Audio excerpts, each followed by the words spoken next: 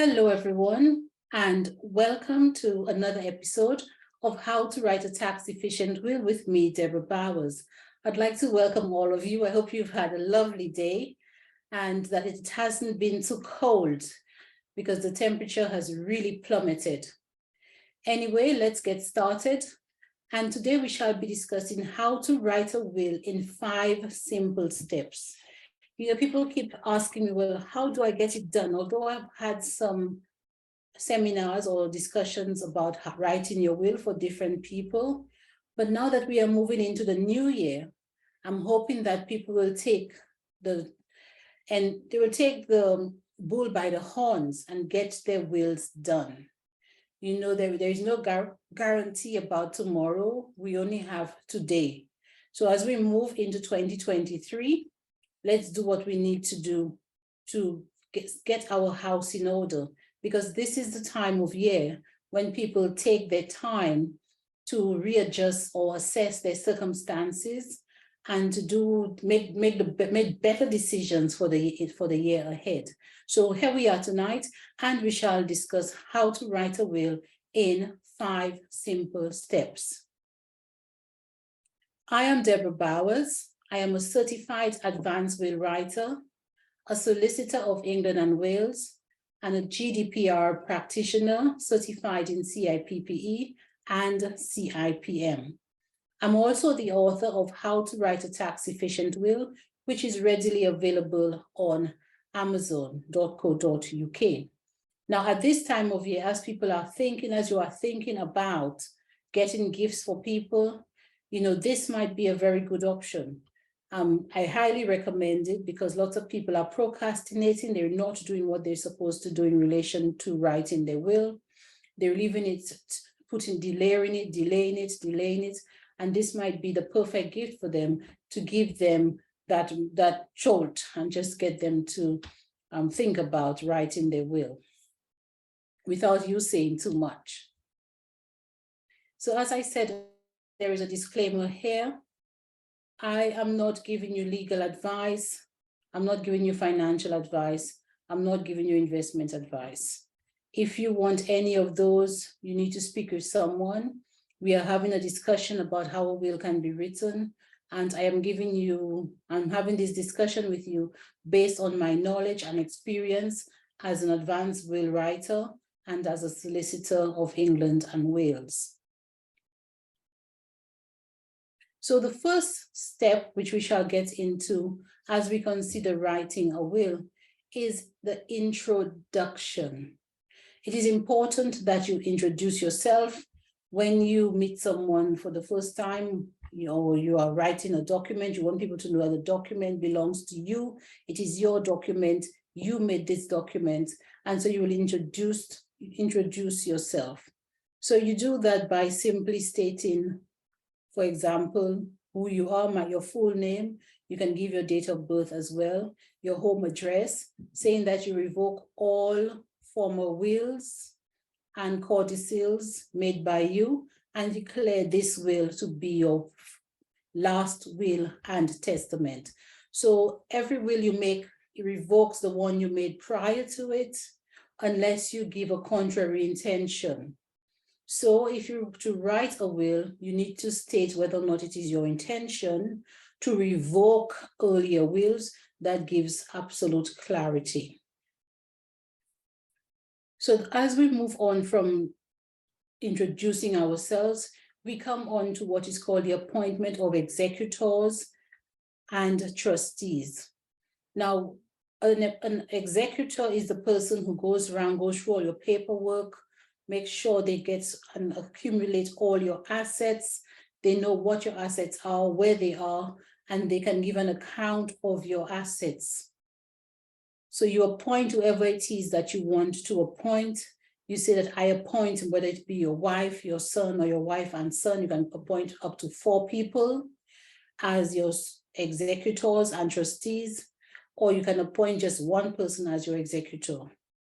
And then you have to try to make your will future-proof, to say, okay, what if this person is no longer willing or able to act because they've become senile, they've become ill, something has happened to them or they've passed, if that person is no longer willing or able to act or dies before you, then what exactly or who exactly are you going to appoint?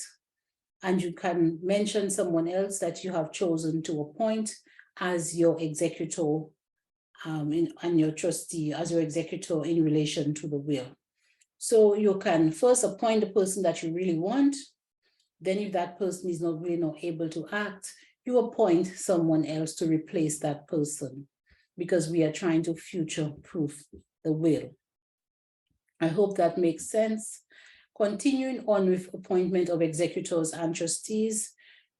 Now, the trustees are the people who, when the executors have found all your property and what assets you have, that asset needs to be vested in someone. So somebody must have ownership of your assets, and then they can deal with your assets like owners, to either give it to this person or pay someone, and that person is called a trustee. And what usually happens is that the executors are also appointed as the trustees. So that's why we say you appoint these people as your executors and trustees.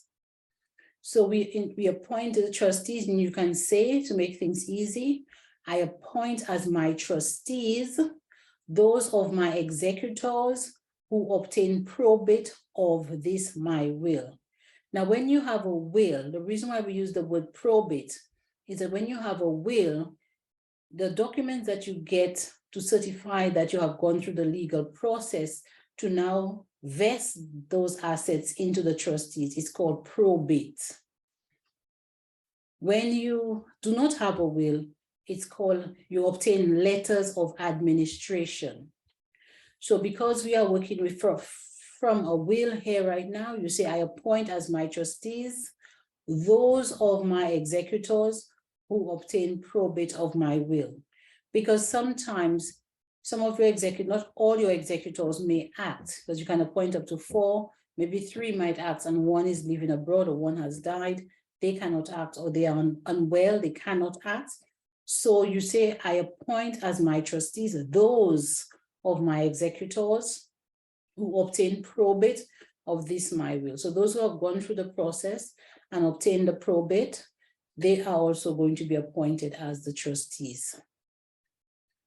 And you can also continue by giving a definition of what the term trust means and trustees. In this will, the term trustees means those of my executors who obtain probate of this my will, and the trustees for the time being of any trust arising under the will. Now, you have said exactly the same thing above, but you are also extending it to say, if a trust should arise, if for any reason, circumstances should cause what is called a statutory trust, a trust which the laws of the land creates to protect someone, or having identified some property as somebody's own, saying, look, this property should be held for that person, then they will also be the trustees under the will. Because you will be surprised what can go lopsided in relation to will writing. And if you don't use broad terms like these, you may find that assets are left without anyone to govern them or to be the trustees to take charge of them. And that's the last thing you want, because once that happens, confusion starts. So if all the people that you wish to participate in the distribution of your assets are clearly listed, they are known, and should any unexpected circumstances arise, you have also named them to act, then you diminish any confusion that may occur because of something you did not think about or did not take care of.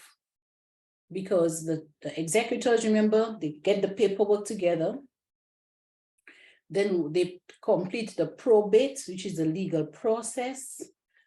The assets go into their names. If you have the same people who are the executors are also the trustees.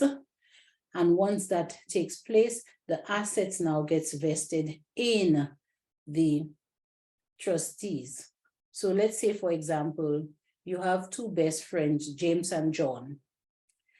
James and John, you appointed them as both your executors and as your trustees. When you have passed, James and John go to the solicitor and they obtain probate of your will.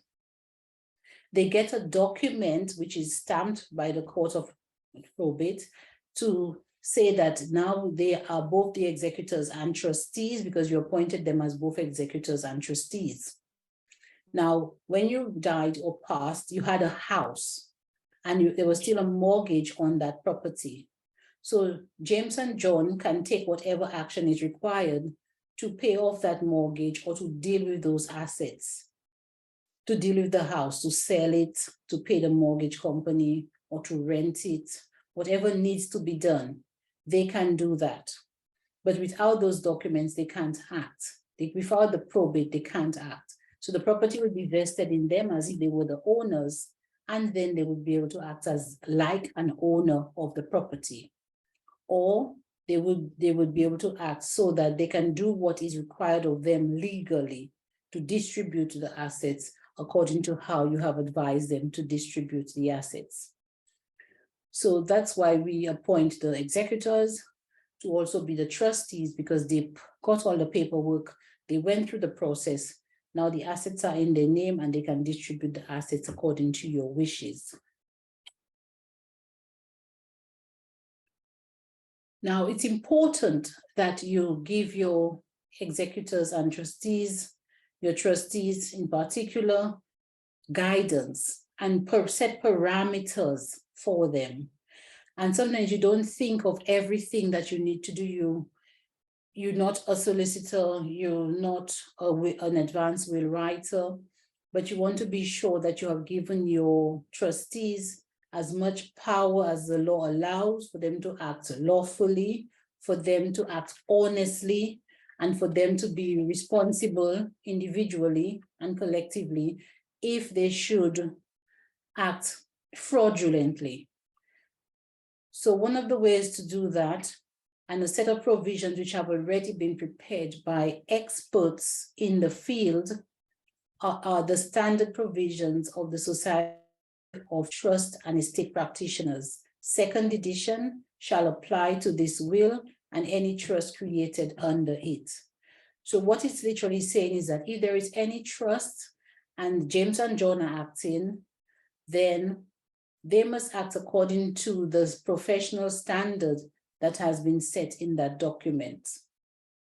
So now they have parameters, they can see what they can do, what they cannot do, where they should be careful, where they should try to get some independent professional advice, because they are not experts in what they are considering to do, and they can get, and how they can use your assets to pay for that professional advice. So it's important to set parameters for the trustees, and they know exactly what their duties and obligations are. And all those are set out in the standard provisions of the Society of Trust and Estate Practitioners 2nd edition. So the third step in writing a will in 5 simple steps is the distribution of gifts and directions. So now that you have created, you have said who your trustees and executors are, you have given them direction, you've introduced yourself, you've said who the trustees and executors are, you've given them their directions. The next thing to do is distribution of your gifts and give directions generally. So you can say, for example, how you want to be buried or cremated. I direct that all my just deaths and funeral expenses be paid as soon as reasonably practicable after my death. You can then start saying, I give £10,000 to James, I give £10,000 to John in appreciation of the services which they have rendered to me during my lifetime. You can say anything else. Who do you want to give something to? I give the car to my cousin Jones. You know, anything that you want to say, you can say it. You can say it here, because you are giving directions and you are distributing gifts. So that's step number 3.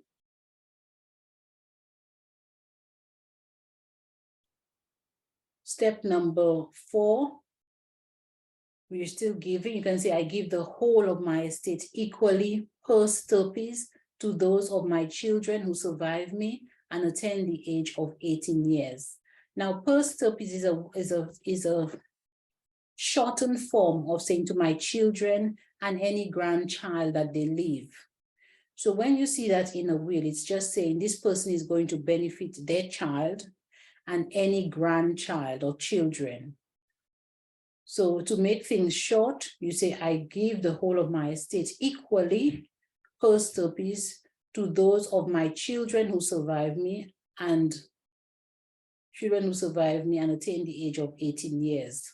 So you're saying that you're going to give your estate equally to your children if you have more than one, and you're also going to give the estate to your grandchildren if the child that you have given it to has passed, who will attain the age of 18 years. Okay, so that's your distribution of your estate.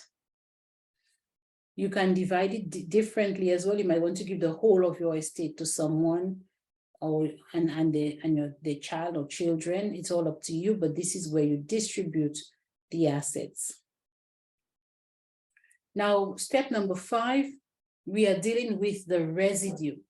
Now, the residue of an estate has always caused people concern. What exactly is the residue? And why do we call it the residue? You know, sometimes in a will, when you think you have dealt with everything, you haven't. There is a residue, what is called a balance. So, for example, the way a residue can easily arise is what I have seen with my own family. For example, you believe you only own 5 houses. That's what you are aware of. But little did you know that an aunt or an uncle has passed and has left you property, or had left you property that you were entitled to. And as you become aware of it, suddenly you end up owning 10 houses because you had not changed your will, you had not updated your will in time, and then you have now passed. So you have lived your life knowing that you own 5 houses, but during your lifetime, you had actually inherited from somebody else that the paperwork had not been completed. You later found out about it. Now you have 10 houses and you yourself have not updated your will. So your will is still focused on you having just 5 houses. And now you actually own 10. So the other 5 that you got, that you had not updated your property for, you had given 5 houses in your will, and you had not thought about the other 5 that you acquired from another relative. And because of that, there is what is called a residue, the 5 that came from another place that you had not catered for. It's called a residue. So those 5 houses will go into the residue. What you do, you give those 5 houses to your trustees, and you say, my trustee shall hold the residue of my estate, and you tell them how to distribute it in equal shares, if that's what you want, for those of my children who survive me and attain the age of 18, absolutely. Okay, so you have to decide who you want to give it to, but it's important to have a residual clause in the will, because it will catch anything that comes in that you did not think about, that you did not have time to make provision for, that you did not distribute, that just happened to be that you just happen to inherit from some third party that you were not even fully aware of or aware of at all. So anything at all will fall within the residue, and you will ask your trustees to hold it and to distribute it according to how you desire. So it's always important to have a residual clause in any will.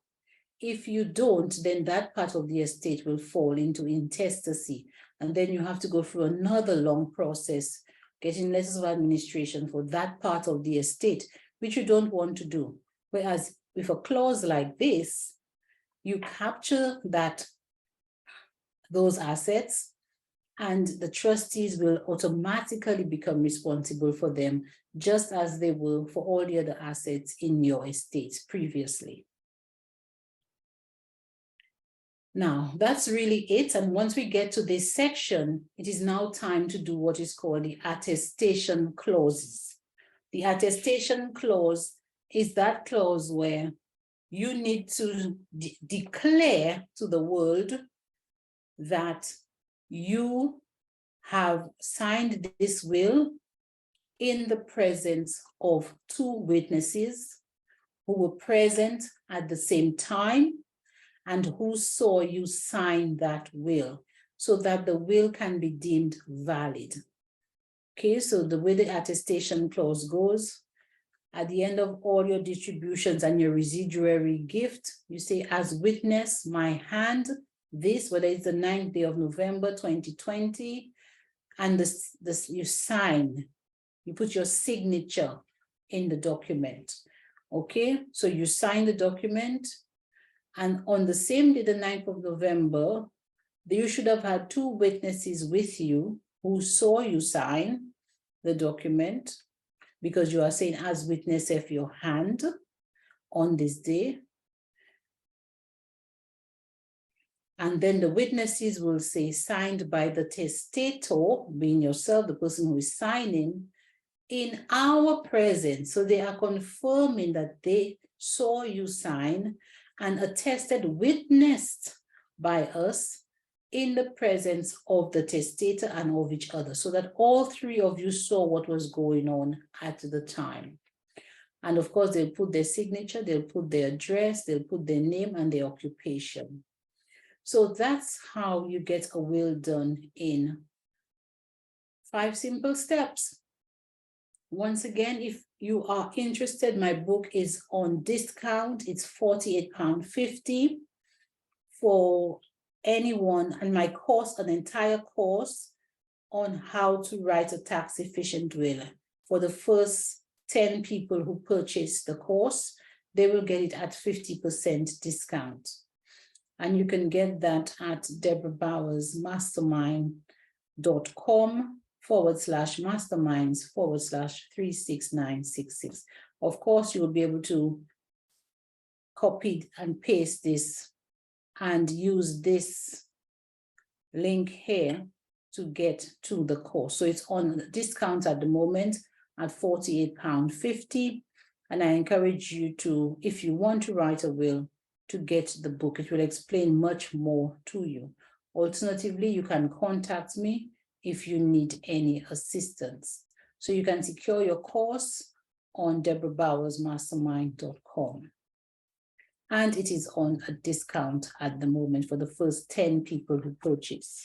So get in there quickly and get your book and get your will done, or buy the course for someone else that you are aware of who desperately needs a will and is not doing what they should. Do you have any questions? Well, I hope you have found this very informative and useful information, and that you will take action or assist others in taking action, or get them the book to just tease them initially, which is available on amazon.co.uk. How to Write a Tax Efficient Will by Deborah Bowers. Unless I can assist you further, I look forward to seeing you again next week, and do have a great evening.